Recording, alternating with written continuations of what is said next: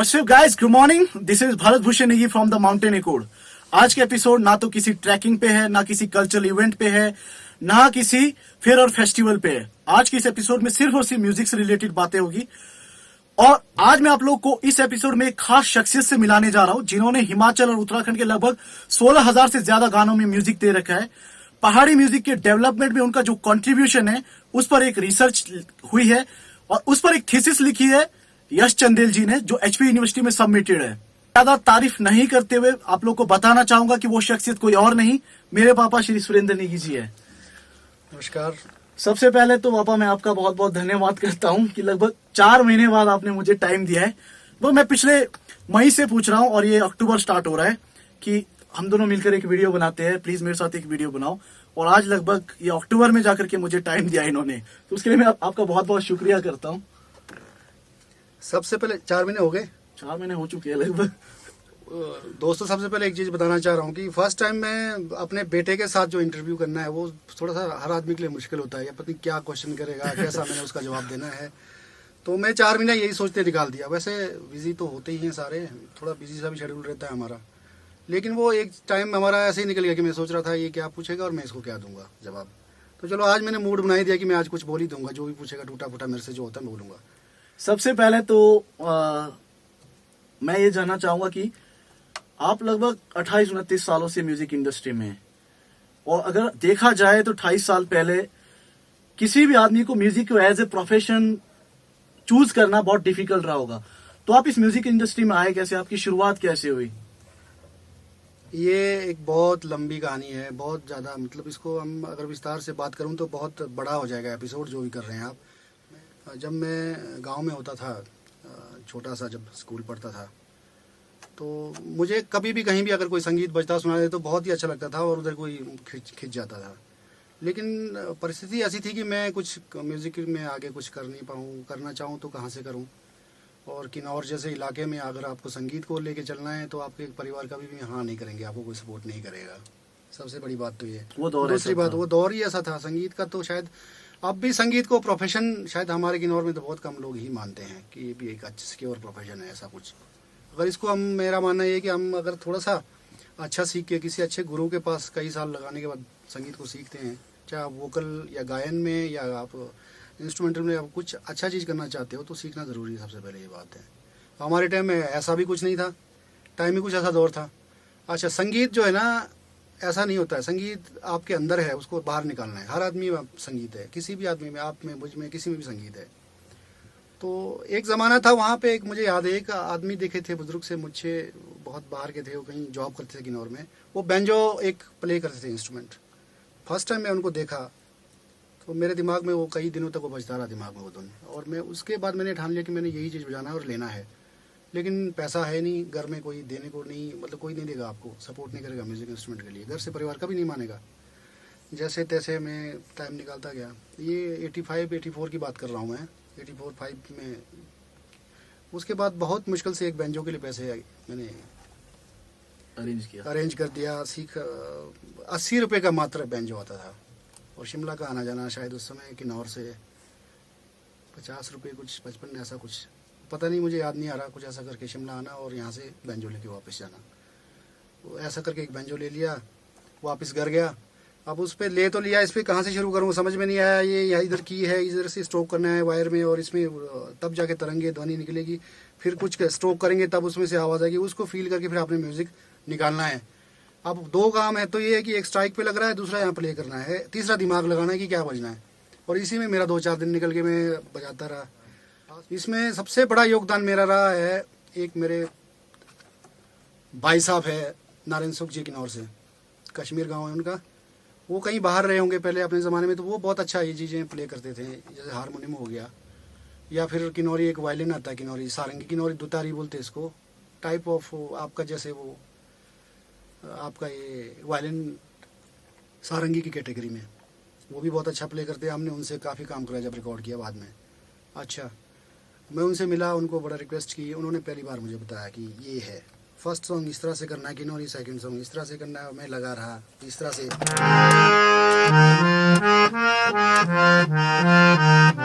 इस तरह से मैं धुन खोजते रहा और उन्होंने सिखाया और मैं थोड़ा सीख गया। इसके बाद मेरा बीच में थोड़ा सा खेल कूद में भी था, तो मेरे को मार्शल आर्ट का भी बड़ा शौक था। मेरा एक्चुअल में ये नहीं था पहले कि मैं म्यूजिक इसको प्रोफेशन बनाऊं। मैंने सोचा था पहले मार्शल आर्ट में भी कंटिन्यू था। तो मैं 95 में ब्लैक बेल्ट था मैं, शोदान गोजुकाई स्टाइल से। मैं 95 तक मेरे पास एकेडमी था, मैं चलाता था। उसमें भी कुछ ऊपर वाले का कुछ और था, तो मैं कम्प्लीटली फुली प्रोफेशन जो चेंज कर दिया। और मैं 95 के बाद एक्टिव हो गया मैं कमर्शियली म्यूज़िक में। लेकिन मेरी पहली रिकॉर्डिंग हुई 91-23 से किन्नौर। उसमें सबसे बड़ा योगदान है मेरे भाई साहब है ताराचंद जी, किन्नौर से, सांगला से। पूरे दुनिया उनको जानते किन्नौर वाले, अगर आज किन्नौरी गाना आज भी सुन रहे हैं तो उनके इतने सारे सॉन्ग्स हैं जो मैंने कंपोज़ किए हैं, हमने उनके साथ मैंने कंपोज़ किया है, जिनको केदार जी ने गाया है, प्रदीप ने की, बबीता और भी बहुत सारे सिंगर उन्होंने गाया है। तो सबसे पहला मेरा किन्नौरी जो था तो वो उन्हीं के द्वारा, जो ताराचंद जी भाई जी है उन्हीं के द्वारा जो गाना लिखा था उन्होंने मुझे कहा भाई तू ये कर सकता है, इसको कंपोज करने को देखते रहते, टैलेंट है बहुत, तू इसको कंपोज कर दे। अब मेरे दिमाग में कोई ज्ञान नहीं, मैंने म्यूज़िक सीखा नहीं, लेकिन अंदर मन में बहुत सारी चीज़ें बचती थी एक साथ, दिमाग में बचता था, अंदर बचता था, मैं उसको फील निकालता था अपने उससे। क्या आपको अपना पहला कंपोजिशन याद है? कैसे वो तैयार हुआ था, कैसे बना था, क्या था वो कंपोजिशन? मेरे को बिल्कुल याद है, आज से बहुत साल पहले की बात है। 90 की बात है, 90 की बात भी हो सकती है, 90 की बात है ये, लगभग 30 हम साल हो लोग। चुके हैं। हाँ, 90 में रिकॉन्क्टियो में एक वो कुछ कहीं समारोह था, शौक था हमारे को देखने का। ताराचंद भाई जी उस दिन कहीं आए थे तो हम गए दोनों, पूरा दिन उसको प्रोग्राम को देखते रहे। रात को हम लेट हो गए, पर बर्फ़ का मौसम, बर्फ़ के मौसम में वापस कल्पा को जाना है, हमने कल्पा से हूँ मैं, तो पीओ से कल्पा की चढ़ाई और बर्फ़, हम जा नहीं सकते थे, इतनी बर्फ़ पड़ी थी। रात को हम भटक गए। रिकॉन्क्टियो में ही मेरे कोई रिलेटिव होते थे और गलती से वो मिल गए, जॉब करते थे किसी डिपार्टमेंट में, और वो नाइट उनकी ड्यूटी होती थी। नाइट में क्या है कि ऑफिस में वो उनके पास कोई सिस्टम नहीं था, तो उन्होंने सारे नीचे अपने बड़े बड़े कागज़ और लगा दिए इस तरह से, ऊपर से कंबल, उसके ऊपर हमारे को रहने को मिल गया रात को 2 भाई को। मैं और वो सोचने लग गए यार देखो म्यूज़िक से कहाँ हम आज यहाँ हैं, चलो इन्होंने रात को उन्होंने बोला भाई इस गाने का कंपोज कर, यही हमारी परीक्षा है।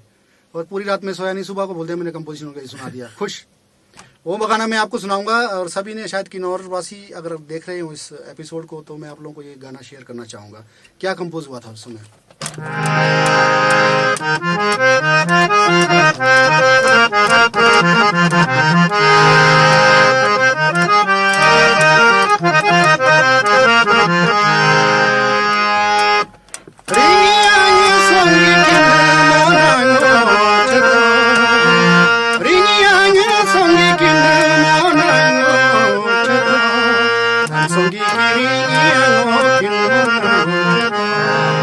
ये अंतरा पोर्शन है, इसका स्थाई सुनाता हूँ।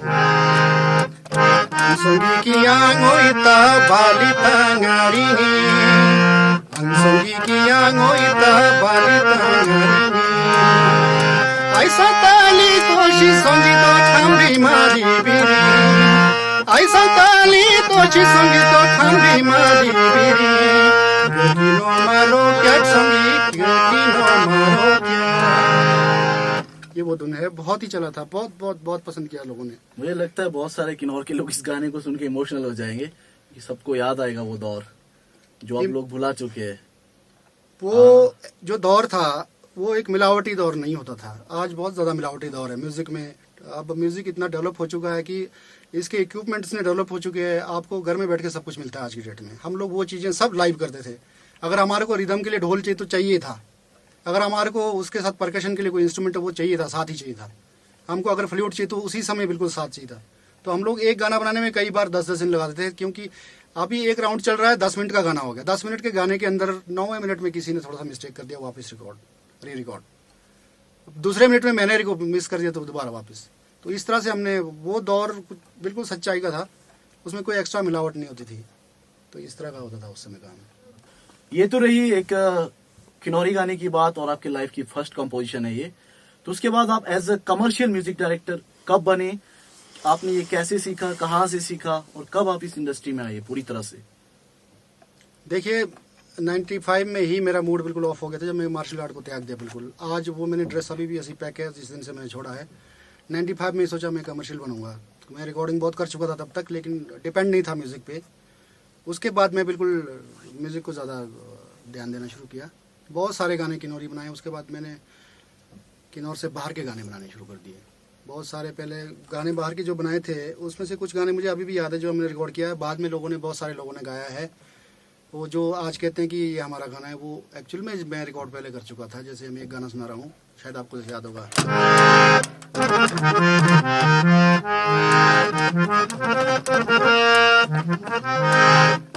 चौकीले दुई सोनी लाड़िए दुई सोनी, चौकीले दुई सोनी लाड़िए दुई सोनी। ये गाना किया था मैंने और ये बहुत ज्यादा ये हिट रहा। आपका था क्या पहली बार? ये जो फर्स्ट रिकॉर्डिंग इसकी मैंने की थी, गोविंद भारती नाम का लड़का था, उसने ये गाया था। इसी के साथ कारगिल लागे बॉर्डर गाया, गौने हाँ, लड़ाई, ये मुझे पता नहीं था कि आपका है। ये भी मेरा ही गाना था। बहुत सारे लोग गा चुके हैं इसको। आज उसके बाद बहुत सारे लोगों ने गा लिया। अब आजकल दौर क्या आता है कि कुछ दिन आप गाना बंद रखो, आपने रिकॉर्ड किया, दूसरा आदमी गा लेता है, वो बोलता है ये मेरा है। आज ऐसा दौर चल रहा है। ऐसे ही किन्नौर में बहुत सारे गाने हैं जिसको हमने कंपोज किया था। चुल बारियों का अक्षंग ताराचंद बाजी ने लिखा वो तो था। बहुत बहुत सारे लोग, क्योंकि संगीत संगीत है। अगर आप संगीत को सही तरीके से बनाते हो, सही तरीके से रिकॉर्डिंग करते हो, अच्छा गाते हो, अच्छी चीज पेश करते हो, तो वो मरता नहीं कभी, वो हजारों साल तक जीता है। आप मर जाते हो लेकिन आपकी यादें हमेशा जीती है। तो उसके बाद आपका क्वेश्चन ये था कि मैं कमर्शियली कब आया? हाँ 95 कमर्शियली। में। अच्छा, एक चीज और बताना चाहूंगा, सबसे बड़ा टिपिकल मेरे लिए क्या रहा, तो मैं म्यूजिक को यही सोचते रहा कि जो मैं कर रहा हूँ वही म्यूजिक है। मुझे ये नहीं पता था कि इसमें भी कोई नियम है, कायदे है, कोई इसमें कुछ बोल है, कोई राग है इसमें। और हर गाने के पीछे किसी राग की एक प्रवृत्ति होती है, छाया होती है, जिसको हम भैरवी बोलते हैं। फिर रिदम है इसका, बिल्कुल बोल बात। बाद में मुझे ये पता लगा, जब मैं रामपुर स्टूडियो होता था मेरा, कोई गुणी आदमी मेरे से रिकॉर्डिंग कराने आया, उन्होंने मुझसे पूछा कि ये गाना है कैसा है, अच्छा है, ये फलाना बहर है। वो उस दिन मेरा दिमाग में लगना शुरू हो गया, मैं काम तो कर रहा हूँ लेकिन इन्होंने तो मेरे को क्वेश्चन कर दिया कि इसमें राग कौन सा है। तब मैं भटक गया कि मुझे अब तो कुछ करना चाहिए, मैं ये नहीं चलेगा लाइफ में। फिर मैं ढूंढना शुरू कर दिया मैं क्या करूं। मेरे बचपन के 80 में एक साक्षरता अभियान चला था, लिटरेसी मिशन, जो जिसमें ये NYK के शायद थ्रू होता था। उसमें हम लोग किन्नौर से मैं था, हमारी टीम थी। तो हिमाचल से जो थे बड़े भाई साहब डॉक्टर प्रवीण जरेट, जो रेनाउंड पर्सनैलिटी हिमाचल प्रदेश के जो प्रोफेसर हैं आज की डेट में, वो पढ़ते कॉलेज में थे। तो वो किन्नौर में आए थे हमारे को, हम लोग एक साथ ही साक्षरता मिशन में काम कर रहे थे। तो उस समय से हमारी जान पहचान थी। बाद में उन्होंने काफ़ी अच्छा अपना नाम बनाया, अभी वो बहुत ही अच्छा काम कर रहे हैं, एक प्रोफेसर है म्यूज़िक के। तो उनका बहुत ज़्यादा योगदान रहा। फिर उनसे पूछा, उन्होंने मुझे शिमला बुलाया, तो मैं मिला अपने गुरुजी स्वर्गीय लोकेंद्र कंवर जी के साथ। तो उनके साथ बहुत साल रहा मैं, काफ़ी साल उनके बस साथ बैठता था, बस मैं उनको सुनता था, रात दिन उनकी सेवा करता था। रामपुर किन्नौर से आता था, जो जो उन्होंने मुझे बताया था, मैं इतना बहुत ज़्यादा सीखा हुआ तो नहीं, पर सीख रहा हूँ और अभी भी सीखता रहूँगा। संगीत तो इतनी बड़ी बात है ना, हमको अभी संगीत की कोई बेसिक जो एक, अगर इतना बड़ा कोई पायदान है संगीत का, तो हम यहाँ नहीं पहुँचे जहाँ से शुरू होता है, तो हम अभी सीख ही रहे। उन्होंने मुझे जो भी बताया था कंवर जी द्वारा, और गुरु भाई अपने बड़े गुरु समान प्रवीण जरेट जी द्वारा, मैं उस पर फॉलो करते रहा। मुझे अब थोड़ा पता लगने लगा कि म्यूज़िक भी होता है कुछ, इसमें राग भी होता है, इसमें ये भी होता है। उसके बाद जो उनके गुरु रहे हैं पंडित सोमदत्त भट्टू जी, गुरु जी मेरा बस सबसे बड़ा मेरी ज़िंदगी का जो एक मेरे लिए खुशी है, मैं उनके पास भी थोड़ा बहुत उनसे ज्ञान मिला मुझे। तो ये मेरे सीखने का एक वो था, मैं वहाँ से सीखा हूँ। अब रही बात कमर्शियल की, बहुत दिक्कत आती थी जब डिजिटाइजेशन हुआ, ये आपका इस पे आ गया कंप्यूटर पे, तो यहाँ कोई पता ही नहीं भाई अब कंप्यूटर में रिकॉर्ड होगा। हमने किया था पहले टेप पे रिकॉर्डिंग, टेप के बाद हम 4 ट्रैक होता था, 4 ट्रैक पे रिकॉर्डिंग करते थे। 4 ट्रैक आप थोड़ा रेस्ट ले सकते हो, आप एक ट्रैक पे रिकॉर्ड करके दूसरे पे कर सकते हो। उसके बाद A-DAT आता था, उस तक हम पहुँच चुके थे। A-DAT में 8 ट्रैक मिलते थे हमारे को, 8 ट्रैक में आप रेस्ट 8 ट्रैक आराम से कर सकते थे। तो एक अचानक ही चेंज हो गया सारा कंप्यूटर के अंदर आना। हमको तो कंप्यूटर चलाने भी नहीं आता, सबसे बड़ी टास्क ये। वापस कंप्यूटर को सीखने में लगाया, फिर दिल्ली जाता था, स्पेक्ट्रल इंडिया है दिल्ली में, सॉफ्टवेयर का वहाँ से सीखा, वापस आया। शायद हिमाचल के अंदर एक सॉफ्टवेयर है प्रो टूल करके, म्यूज़िक का रिकॉर्डिंग करते हैं, जिस पे मैंने लाया सबसे पहले, उस पर मैं रिकॉर्ड करता हूँ। तो उसके बाद बहुत सारे गाने, मैं जितने मैं बोल नहीं पाऊँगा कि इतने सारे गाने मैंने बनाए हैं। मेरे को अभी इस टाइम एकदम इतने सारे गाने याद भी नहीं आएगा, लेकिन कुछ कुछ मैं पर हिमाचल से बाहर की तरफ अगर हम जाए इस टाइम, तो उत्तराखंड हमारे साथ वाला स्टेट है। तो आपने उत्तराखंड में भी काफी सारे म्यूजिक बना रखे उत्तराखंड के, तो आपको कोई ऐसे कोई जबरदस्त जो आपका कंपोजिशन आज तक रहा जो सुपर हिट? वैसे आपके सारे गाने सुपर हिट उत्तराखंड के बहुत सारे गाने अभी भी हिट है, पहले भी हिट थे, अभी दे रहा हूँ वो भी हिट है। लेकिन पहला जब से सुपर डुपर जो पहला हिमाचल से गया म्यूजिक, उसके बाद जो उत्तराखंड का सारा इधर को मुड़ गया, तो वो पहला गाना मुझे अभी भी याद है।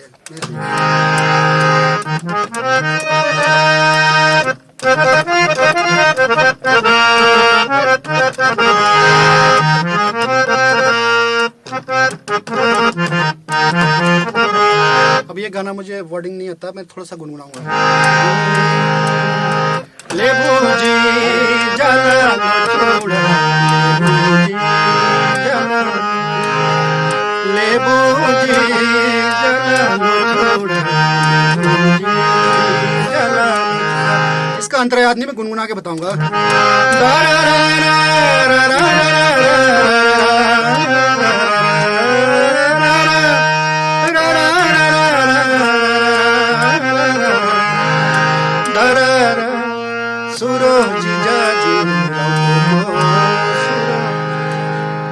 बहुत सारे गाने हैं। चंबा से आते हैं। चंबा का एक बहुत बढ़िया गाना लास्ट टू लास्ट ईयर इतना सुपर डुपर करोड़ों के हिसाब से उसका व्यू आया है। 1 करोड़ से ज्यादा हो चुका बहुत ज्यादा हो चुका और है। आपको मैं बताना चाहूंगा कि आज की डेट में जो पिंक प्लाजो था लगभग लास्ट ईयर का निकला हुआ, पिछले 2 साल से जो सुपर हिट रहा है, उसके वीडियो पे लगभग 2 करोड़ 1 लाख और ऑडियो पे लगभग 35 लाख से ज्यादा व्यू हो चुके हैं। एक पहाड़ी गाने का इतने ज्यादा व्यू मिलना बहुत बड़ी बात है अपने आप में, क्योंकि पहाड़ का जो म्यूजिक है आप देखोगे हिमाचल के 12 डिस्ट्रिक्ट है और सबके अपने अपनी तरह के डायलेक्ट है। अगर हम किन्नौर की बात करें तो किन्नौर से बाहर के लोग उस डायलेक्ट को बिल्कुल समझ नहीं पाते, और अगर शिमला की बात करें तो शिमला के अंदर ही ठियोग का कल्चर अलग सा है, कोटखाई का अलग चल रहा है, रामपुर में अलग सा चल रहा है, कुल्लू में अलग सा चल रहा है। पर एक छोटे से रीजन का गाना बहुत ज्यादा पॉपुलर हुआ है, लगभग 2 करोड़ से ज्यादा व्यू है। तो आपको मैं बधाई देना चाहूंगा इस बारे में। Thank you. इसमें भी मैं जो चला है उसमें सारा टीम वर्क होता है, टीम वर्क भी होता है। गाना भी ठीक था, उसमें सिंगर्स भी अच्छे थे, लेखक जो है लेखक भी अच्छे थे, उन्होंने अच्छा लिखा था। चलो वो टाइम होता है, लेकिन संगीत में जो पिरोना है बाद में उसको एक अच्छे तरीके से हर चीज को बैलेंस में बाहर निकालना, वो बड़ी मुश्किल चीज है। वो अगर निकल जाता तो तभी गाना अच्छे से हिट होता है। आप तक कोई संगीत आप पेश कर रहे हैं, पब्लिक तक दे रहे हैं, तो आपके कानों में उसकी आवाज़ अच्छे से जानी चाहिए, उसके बाद का म्यूजिक अच्छा जाना चाहिए, उसके बैकग्राउंड म्यूजिक अच्छे से जाना चाहिए। तभी अगर आप शोर वाला बहुत ज़्यादा शोरगुल करके जल डालेंगे, 2 दिन चलेगा, 3 दिन चलेगा, चौथे दिन कोई नहीं सुनेगा। तो जो आजकल म्यूजिक बन रहा है और पहले की म्यूजिक जो अब म्यूजिक बन रहा है, कितना डिफरेंस देखते हो आप इसमें और तब के म्यूजिक में? देखिए जनरेशन गैप भी कहूँगा इसको शायद, या फिर डेवलपमेंट जो आपका इक्विपमेंट्स और टेक्नोलॉजी में हुआ, ये भी कह सकता हूँ। लेकिन नए जो जितने म्यूजिक अरेंजर या म्यूजिक डायरेक्टर जो हिमाचल के अंदर काम कर रहे हैं या उत्तराखंड में कर रहे हैं, उनके लिए एक शब्द है थोड़ा सा, किसी भी टेक्नोलॉजी का किसी भी चीज़ पे ज़्यादा प्रयोग एक घातक सिद्ध होता है। वो उसके लिए हानि रहता है हमेशा। उसको उतना यूज़ करो जितना चाहिए, आपका जो मूल है, बेसिक मदर जो उसका है, वो जिंदा रहे, कि आपका जो कंसेप्ट है वो साफ रहे और आप क्या बोलना चाह रहे हो दिख जाए। ये नहीं कि गाना आ रहा है ची पी अभी शुरू में आ गया, बाद में जो गाना गा रहा है, एक ट्रेंड चला हुआ है कि गाना आ रहा है, एक ट्रैक बज रहा है, उस पर सिंगर आ रहा है, सिंगर गा रहा है, वही टाइप का म्यूजिक आ रहा है और बढ़िया तरीके से लोग सुन रहे हैं, एंजॉय कर रहे हैं। लेकिन गाना कौन गा रहा है ये किसी को नहीं पता है, क्योंकि आपकी आवाज़ को इफेक्ट जो ना उससे डोमिनेट कर रहा है। आपका जो इलेक्ट्रो सिस्टम है वो आपको खत्म कर रहा है, और जितना ये इलेक्ट्रो सिस्टम आप हावी आपके सिंगर पे होगा, आपको हाईलाइट करना है सिंगर को, ना कि अपने संगीत को। आप आर्टिस्ट को बना रहे हो, आप लोगों तक ये पेश कर रहे हो कि ये गाने वाला है, इसका गाने को सुनो, इसकी आवाज़ ऐसी है, इसने ये गाना दिया। आपको तभी पता लगेगा कि उसकी आवाज़ बिल्कुल साफ़ सुथरी हो और उसके पीछे म्यूज़िक अच्छे से हो, साफ़ सुथरा। तो वो गाना आपको 10 साल पहले के गाने आप हमारा सुन लीजिए, 10 साल बाद आप भी सुनिए, आप उसको आप भी इतना एंजॉय करेंगे। और अभी आप 1 महीने पहले का कोई और गाना लीजिए कहीं का जो इस तरह का है, आप उसको सुन नहीं पाओगे 1 महीने के बाद। ये टेक्नोलॉजी का इनका सा म्यूजिक है। हाँ, ये एक्चुअली इनकी गलती नहीं है, टेक्नोलॉजी की गलती है। ये बहुत हावी होता है, इसका फ्रीक्वेंसीज इतनी ज़बरदस्त शार्प होती है इनकी, जो भी टेक्नो यूज़ करते हैं हम, आपके कानों में लगती है सीधी, तो आप ज़्यादा उसको झेल नहीं पाओगे। और दूसरी बात मैं सबसे विनती करता हूँ, शायद बोलना भी नहीं चाहिए, अगर आप संगीत करें तो थोड़ा सा संगीत ज़रूर सीखें अपने गुरुओं से। आपके कोई गुरु है, नहीं है तो कहीं गुरु बना लें। मैं किसी एक पे नहीं बोल रहा हूँ, शायद बहुत सारे लोग सीखें, जो नहीं सीखें, जो म्यूज़िक को ये समझते हैं कि चलो गाना बज गया तो म्यूज़िक हो गया, उनके लिए मैं सलाह दे रहा हूँ, ज़रूर सीखें संगीत। आपकी कला बढ़ जाएगी, इसमें आप छोटे नहीं होंगे, आपको कहीं भी सीखने को मौका मिलता है वहीं सीख ले, बच्चों से सीखें, बड़ों से सीखें। आपको छोटा बच्चा भी आज म्यूज़िक सिखाएगा। आज का जो दौर चल रहा है संगीत का चल रहा है, और बहुत अच्छे अच्छे लोग जो है ना अपने बच्चों को बचपन से ही प्रोफेशनली इसी लाइन पे जा रहे हैं और अच्छे इसी लाइन पे करा रहे हैं, और अच्छे से अच्छे गुरुओं के साथ उनको पास भेज रहे हैं और अच्छा म्यूजिक सिखा रहे हैं। हमारा तो टाइम ऐसा था कि हमें सौभाग्य ही नहीं हमारा कि हम कुछ ऐसा करें। तो आपके लाइफ के और कौन से ऐसे यादगार कॉम्पोजिशन है जो आपको अभी भी याद है? बहुत सारे कंपोजिशन है, मैं बोल नहीं पाऊंगा कि टाइम कम है, और मैं अभी लेटेस्ट बताता हूँ, नया नया जो आ रहा है मेरे साथ जुड़े हुए इंद्रजीत जी लाखों लोगों के दिलों में बसे हैं, कुल्लू वाले। हाँ, आईसुर स्टूडियोज, और इंद्रजीत का नाम शायद ही कोई कम लोग बहुत जानते हैं। मशहूर है। तो वो उनके इतने अच्छे अच्छे कंपोजिशन, मीठा बड़ा लगदा, एक्चुअल में ये कंपोजिशन है अपने गुरुजी SD कश्यप जी का, पहले गा चुके थे कोई और, मेरे ही दोस्त हैं, उन्होंने गाया था कपिल शर्मा और एक लड़की थी, तो उनसे इजाज़त लेके हमने दोबारा रिकॉर्ड किया था। वो बहुत मज़ा आया लोगों को, बड़ा गाया, वो भी अच्छा लगा। लेकिन अभी ताज़ा हमने किया था ये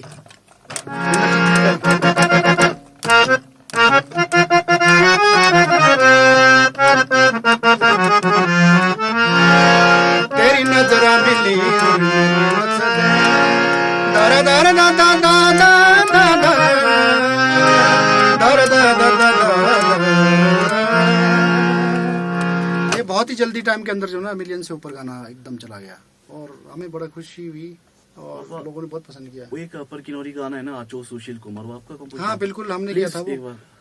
वो देखो मेरे मित्र केदार जी हैं, बहुत अच्छे सिंगर किन्नौर के, शायद अब तक उनके जैसा गाने वाला नहीं है तो जैसा गाने वाले तो हैं, लेकिन उनका जो एक चीज है उनके अंदर वो किसी के अंदर नहीं है जो वो गाते हैं। बिल्कुल, और मेरे फेवरेट सिंगर बिल्कुल। तो और ये एक बनाना आचो चाहूंगी- सुशील कुमार जी जो गाना है, पहले हमारे हम दोनों के मित्र जो है केदार और मेरे मित्र एस दोर्जी जो डुबलिन से, उन्होंने गाया था। वो हमारे बड़े अच्छे मित्र थे और बड़े शौकीन थे और वो अच्छा गाते थे।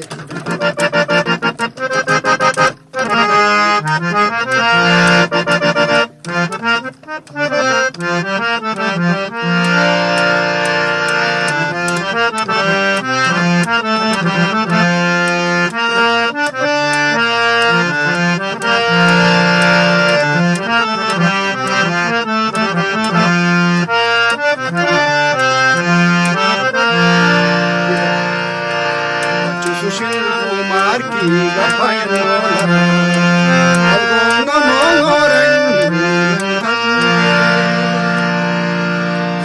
ये था गाना। बहुत जबरदस्त। ये सारे लाइव रिकॉर्ड होते थे उस समय का गाना आप किस तरह के काम कर रहे हो, किस तरह का म्यूजिक आ रहा है आपके पास यहाँ पर? मेरे पास तो जो काम आता है पहले से ही ऐसा था कि म्यूजिक पसंद करते हैं लोग, कि म्यूजिकल होना चाहिए काम, जरूर। तो थॉट के हिसाब से काम लेते हैं लोग। जैसे आपके पास एक गाना है, उसका बहर है हलचल खुशी का, तो उसका माहौल हम खुशी का बना देते हैं।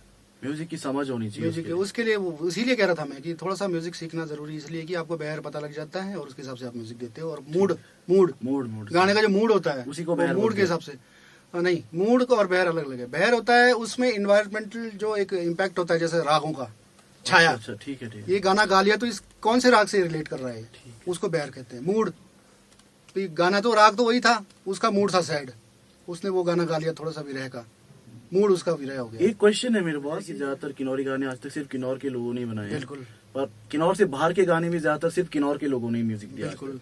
उनको आसानी इसलिए रहती है, एक बात प्लस पॉइंट ये, किन्नौर का आदमी अगर कोई संगीत दे रहा है तो उसको आसानी इसलिए है कि उसको अपने गाने के लिए बहुत सारे जंपिंग नोट्स पे प्रैक्टिस करना पड़ता है, तो उसका फिंगर जो ना थोड़ा बहुत खुल जाता है, तो वो थोड़ा सा आइडिया लेके काम करना शुरू कर देता है, वो इजी रहता है। ये मेन कारण है, लेकिन सीखना तो जरूरी है क्योंकि वो अलग चीज़ है। वो ठीक है। हाँ, तो मेरा सवाल अब ये था कि आपके पास आजकल किस तरह के काम आ रहे हैं, किस तरह के काम हो रहे हैं? मेरे पास जो भी काम पहले से अब भी जो आ रहा है वो सिर्फ म्यूजिकल होता है, जिसपे एक गाने का मूड होता है और गाने का पिक्चराइजेशन होती है कि इस गाने को हमने ऐसा बनाना है और वैसा इसका म्यूजिक चाहिए, तो वैसा हम कर देते हैं।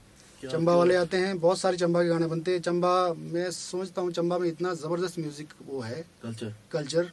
तो वहाँ का जो भिन्न भिन्न प्रकार के उनके जो संगीत, भिन्न पुराने जो अलग अलग टाइप के उनके, जैसे गद्दियों का अलग चलता है, आपका प्रॉपर पंगवाल का अलग है, ठीक है, आपका प्लेन जो चंबा है वहाँ का कुछ अलग कल्चर। हाँ, तो बहुत वहाँ पर विस्तृत है, वहाँ की संगीत बहुत बड़ा है। आपका वहाँ पर भी काफी दबदबा है चंबा, मैंने सुना था आपका खिनवा सॉन्ग, वो भी करोड़ों में हो चुका है इस वक्त। दबदबा वाली बात तो म्यूजिक में आता नहीं है, चलो आप तो अपने पापा है करके बोल रहा होगा, अलग बात है वो, आप ऐसा कह रहे होंगे। पर इतना है कि वो गाना बहुत चला था, खिन्नू, एक बहुत मजाक में बहुत जल्दी एक गाना रिकॉर्ड किया था हमने। इस गाने को गाया था है हमारे चंबा से बहुत ही अच्छे सिंगर है, बहुत ज़बरदस्त सिंगर, और प्रोफेशनली वो बहुत अच्छे एक ऑफिसर है। वो डलहौजी में है, सुपरिटेंडिंग इंजीनियर बिजली बोर्ड, ऐसी है वो। मिस्टर रोमैल सिंह जी, हाँ जी, रोमैल सिंह ठाकुर जी। तो उन्होंने कहा था, पहले तो मजाक में ले लिया हमने, चल बनाते हैं। जब उसका लॉन्च हुआ तो इतना चला कि मतलब वो हर शादी ब्याह बच्चा, अभी रात को बच्चा जब सुलाती थी ना बच्चे को माँ, तो वो भी खिन्नू गाती थी पहले, तब सोता था बच्चे। ये वहाँ हिमाचल में अभी यही चल रहा है। हाँ, ऐसा कुछ सुनने में आ रहा। वो गाना ये था,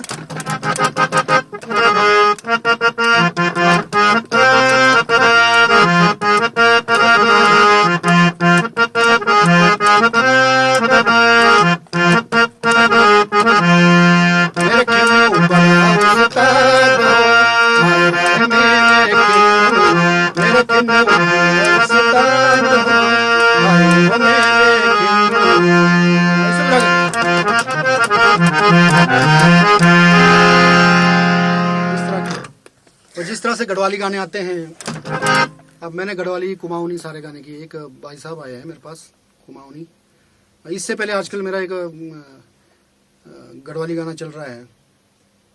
तो रावत जी हैं, एक गढ़वाल से, बहुत अच्छा लिखते हैं, उनकी वाइफ है, उन्होंने गाया। गाने का नाम मुझे याद नहीं आ रहा है। यूवी एक यूवी नेगी, हाँ, वो एक सिनेमाटोग्राफर है।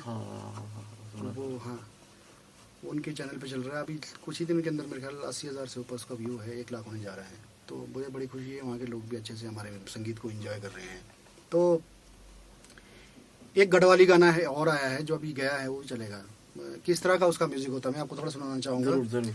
अभी गया है, मैं थोड़ा सा आपको यहाँ प्ले करके सुनाऊंगा कि गढ़वाल का म्यूजिक इस तरह से देते हैं, हिमाचली इस तरह से, किन्नौर इस तरह से। ए भेजी क्या पाटा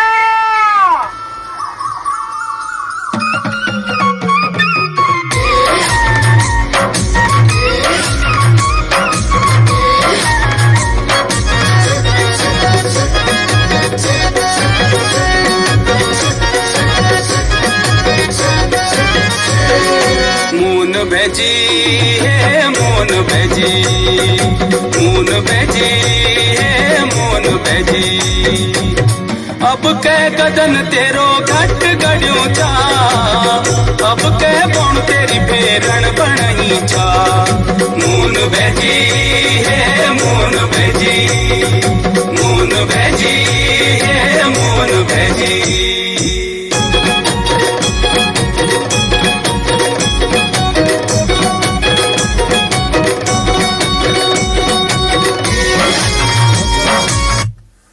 तो ये गढ़वाली गाना था। इसमें मैं चाहूँ तो शोरगुल बहुत कर सकता था, लेकिन ये सिनेमेटिक था पूरा। उन्होंने बोला इसका बहुत जबरदस्त सुना है। हाँ, तो इनको पिक्चर कुछ इस तरह से चाहिए था कि पहले कुछ गांव में वो बोलता है, आवाज़ देता है, उधर से वो फिर उसका आवाज़ सुनते हैं, फिर इस तरह की एंट्री म्यूजिक चाहिए। एक अच्छी सी थीम पे बनाया है ये म्यूजिक। बिल्कुल, संगीत बनता ही थीम पे। ये तो आजकल थोड़ा ट्रेंड अलग हो चुका है, वो अलग बात है, लेकिन एक्चुअल में संगीत बनता ही थीम पे है। आपको गाने का स्टोरी पूछना पड़ेगा। राइटर होते हैं, लिखते हैं, वो बोलते हैं ये ऐसा लिखा है, इसका ये मूड है, और उस गाने को वैसा ही बनाना पड़ता है। तो मैं देख रहा हूँ आपकी लाइफ की बहुत सारी अचीवमेंट है। आपके पास लगभग 16-17 हजार से ज्यादा गाने हैं। हिमाचल और उत्तराखंड के अलग अलग बोलियों में आपने म्यूजिक दे रखा है। आपके काम के ऊपर किसी ने रिसर्च किया है और थीसिस लिखकर एचपी यूनिवर्सिटी में वो सबमिट भी है। तो एक इंसान के लिए एक बहुत बड़ी उपलब्धि है। तो क्या आप अपनी जिंदगी से खुश है जिस तरह के आपके ये? मैं अपनी जिंदगी से बहुत खुश हूँ, बहुत ज्यादा खुश हूँ। मैं आप लोगों से भी बहुत खुश हूँ, तुझसे भी खुश हूँ, छोटे भाई से तो बहुत खुश हूँ। मैं आप लोगों को बताना चाहूँ कि मेरा छोटा भाई शशि भूषण नेगी, वो भी एक बहुत जबरदस्त म्यूजिशियन है।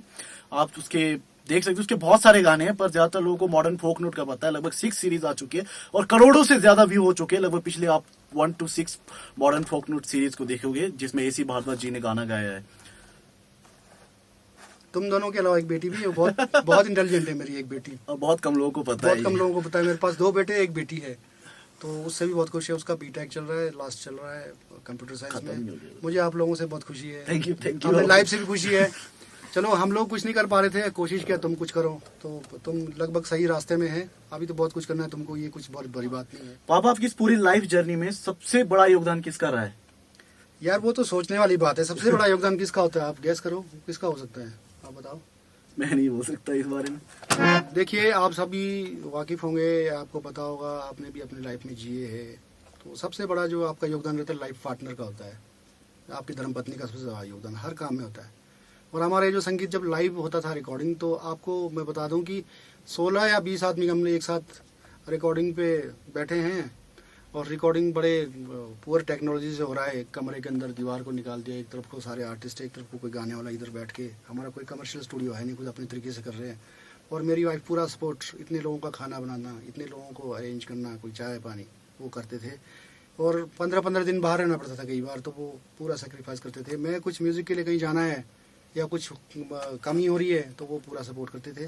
और मेरे को कभी डिमोरलाइज नहीं किया कि पीछे कि ये नहीं ठीक नहीं करना है, अभी ये मत करो, इसके साथ गाना ना गाओ, इसको म्यूज़िक ना दो, ऐसा कभी नहीं रहा। तो मेरा तो सबसे बड़ा योगदान मेरी धर्मपत्नी का ही है, तुम्हारी माता जी का, और मेरी अपनी माँ का भी है, मेरे अपने बड़े भाई साहब का भी है, मेरे अपने ससुराल वालों का बहुत ज़्यादा योगदान है, मेरे ससुर जी का, मेरी सास का, इसमें सबका योगदान रहता है हर फैमिली का। अगर वो मुझे समझे तभी मैं आगे जा सकता हूँ, वो मुझे ना समझे तो मैं कभी आगे ना जा सकता हूँ। वही बात तुम्हारे भैया के साथ हुआ था, छोटे वाले के साथ, कि वो तो इंजीनियर था, अभी उसको उसके वहाँ मन नहीं लगता था छोटे वाले का, जो शशि भूषण का। तो उसकी मम्मी ने बोला था तेरे को यही करना है, क्योंकि म्यूज़िक बहुत टफ है, तू नहीं कर पाएगा, रात रात दिन दिन इसमें रहना पड़ता है। वो डर कर वो इंजीनियरिंग करने लगा। गलती से उसने कहीं से एक गाना बना दिया, मेरे पास नजर आ गया, तो मेरे को उसी दिन दुख हुआ यार, इसको गलत कर दिया। वहीं से उसको निकाला, उस दिन उसका इंजीनियरिंग बंद और म्यूज़िक स्टार्ट। आज बड़ी खुशी है, अच्छे जगह पे उसको सिखाया और सीखा, और उसने आज बहुत अच्छा नाम किया और आगे करेगा और करता रहेगा, मेहनत करेगा, उसको सब मिलेगा। सो गाइस, ये था हमारा आज म्यूजिक से रिलेटेड एपिसोड। तो मुझे आज पता चला है कि किसी को भी अपने पापा के सामने बैठ के ऐसे इंटरव्यू लेना आसान नहीं होता है। मुझे आज पहली बार पता चला है। पर मैं आप लोग को बताना चाहूंगा कि इस वक्त जहां हम बैठे हैं, मैं बताना भूल गया था स्टार्टिंग में, SM रिकॉर्ड शिमला है, पापा का रिकॉर्डिंग स्टूडियो, और भाई का भी, भाई का साथ वाले में ही है छोटा भाई जो शशि भूषण है, बहुत जबरदस्त म्यूजिशियन है हिमाचल का, आप देख सकते हो यूट्यूब में उसके बहुत सारे गाने हैं। तो इस स्टूडियो का नाम है SM रिकॉर्ड शिमला, शोगी में है, शिमला में। अगर आपको कुछ रिकॉर्डिंग से रिलेटेड या किसी भी तरह म्यूजिक से रिलेटेड कोई भी क्वेरी हो या कुछ भी पूछना हो, तो आप हमारे इंस्टाग्राम में हमें फॉलो कर सकते हो। मैं लिंक नीचे डिस्क्रिप्शन में दे दूंगा, SM रिकॉर्ड शिमला, और आप हमें फॉलो भी कर सकते हो SM रिकॉर्ड शिमला नाम से फेसबुक चैनल पे, जहां पे आप अपने म्यूजिक से रिलेटेड किसी भी तरह की कोई भी क्वेरी हो तो आप वहां पर मैसेज ड्रॉप कर सकते हो। हम हमेशा आपकी हेल्प के लिए मौजूद रहेंगे। सो गाइस, इस पूरे वीडियो को देखने के लिए आप लोग का बहुत बहुत धन्यवाद। नेक्स्ट टाइम हम किसी और टॉपिक के साथ आएंगे, तब तक आप इस वीडियो को ज्यादा से ज्यादा लाइक, शेयर और सब्सक्राइब करें। See you guys in the next episode. जय हिंद।